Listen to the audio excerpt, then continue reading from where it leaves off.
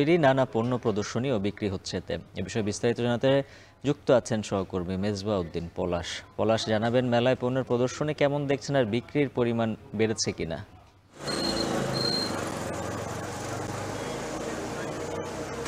উজ্জ্বল, আসলে বেসিকের আয়োজনে কুষ্টিয়ায় কিন্তু এবং জেলা প্রশাসনের সহযোগিতায় কুষ্টিয়ায় 10 দিনের যে উদ্যোক্তা মেলা, সেই মেলায় কিন্তু আমরা দেখেছি যে উদ্যোক্তারা কিন্তু তারা তাদের যে বিভিন্ন যে পসরা, সেই পসরা কিন্তু সাজিয়ে বসেছেন দোকানিরা, এবং সেখানে কিন্তু বিভিন্ন যে পণ্য সেগুলো কিন্তু আসলে প্রদর্শনী হচ্ছে এবং তাদের হাতে তৈরি যে পণ্য সেগুলো প্রদর্শনী হচ্ছে। এবং এবছর আমরা দেখছি যে সকাল থেকে কিন্তু যে 10টা থেকে এই মেলা প্রতিদিন রাত 9টা পর্যন্ত চলবে, এবং এই মেলায় আমরা দেখছি যে হাতে তৈরি যে একদম উদ্যোক্তাদের যে হাতে তৈরি যে পণ্য, সেই পণ্যগুলো কিন্তু বেচা বিক্রি হচ্ছে। বেচা বিক্রি কিন্তু বেড়েছে। আজকে এই মেলার তৃতীয় দিন এটি কিন্তু আসলে চলবে 6 তারিখ পর্যন্ত, এবং এই মেলায় আমরা দেখেছি যে সকাল থেকে কিন্তু যে বেলা বাড়ার সাথে সাথে কিন্তু যে দর্শনার্থী তারা কিন্তু ভিড় করছেন, তারা কিন্তু তাদের যে এইসব যে পণ্য, সেই পণ্যগুলো আসলে তারা কিনছেন। আমি এই নিয়ে কথা বলেছি কুষ্টিয়ার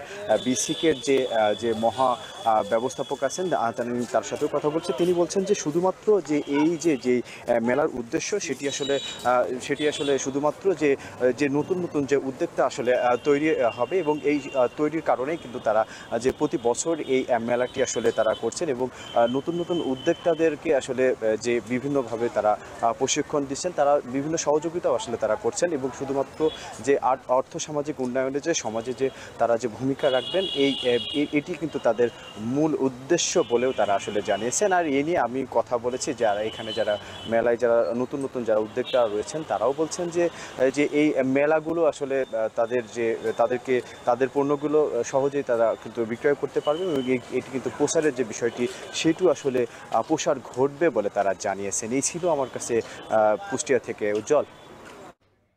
মেজবা উদ্দিন পলাশ জানাচ্ছিলেন কুষ্টিয়া থেকে বিসিক উদ্যোক্তা মেলার খবর।